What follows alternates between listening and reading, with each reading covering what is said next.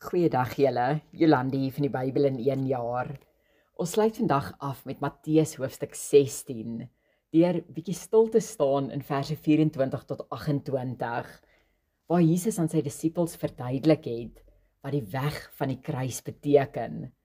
En nie net vir hulle nie, maar ook vir elkeen van ons wat hom waarlik wil volg. Ons lees in vers 24 tot 26 dit as volg. Toe sê Jesus vir sy disippels: As iemand agter my aan wil kom, moet hy homself verloon en sy kruis opneem en my volg. Want elkeen wat sy lewe wil red, sal dit verloor, maar elkeen wat sy lewe om my ontwil verloor, sal dit vind. Want wat baat dit 'n mens as hy die hele wêreld wen, maar aan sy siel skade ly? Of wat sal 'n mens gee as losprys vir sy siel? Om ons kruis op te neem is nie veronderstel om soos 'n doring in ons vlees te wees nie. Christendom was nooit bedoel om swaarmoedig te wees nie, maar eintlik juis om geestelike vryheid te bring. Die kopskuif om te breek met die begeertes van die wêreld is egter soms so moeilik vir mense dat hulle tot die gevolgtrekking kom dat dit 'n las is om Jesus te volg. Maar onthou julle Jesus se woorde aan sy disippels in verse 13 tot 15, toe hy eers gevra het wie die mense dink hy is, en daarna vir die disippels gevra het wie hulle dink hy regtig is.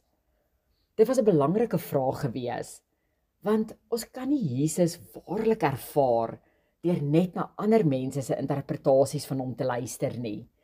Daar moet 'n dag in ons lewe kom wat ons weet dat ons 'n persoonlike ontmoeting met ons verlosser gehad het en waar ons self sy genade en liefde ervaar het en nie net deur 'n oorvertelling van iemand anderste daarvan gehoor het nie.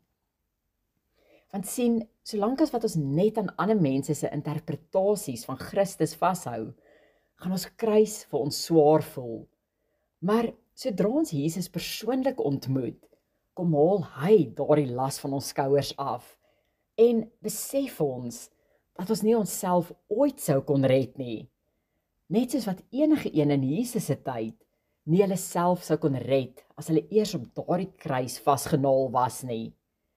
Maar net soos wat Jesus uit die dood uit opgestaan het, is daar vir elke Christen die belofte van 'n nuwe, betekenisvolle lewe saam met Christus, as hulle net bereid is om aan hulle self te sterf. 'n Makliker manier om aan die kruis te dink, is miskien om die kruis met 'n saadjie in die grond te vergelyk. Jy verloor tog nie die saadjie omdat jy dit geplant het nie.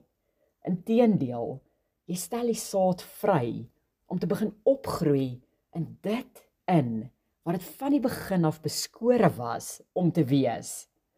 En net so is dit vir ons. Wanneer ons besluit om te sterf in onsself en op te staan in 'n nuwe lewe saam met Christus, kan ons waarlik dit word wat die Here vir ons bestem het. En om te wees wie God sê ons is, bring ware vryheid. Net soos ons die belofte in Johannes 8 vers 36 lees. As die Seun julle dan vrygemaak het, sal julle waarlik vry wees.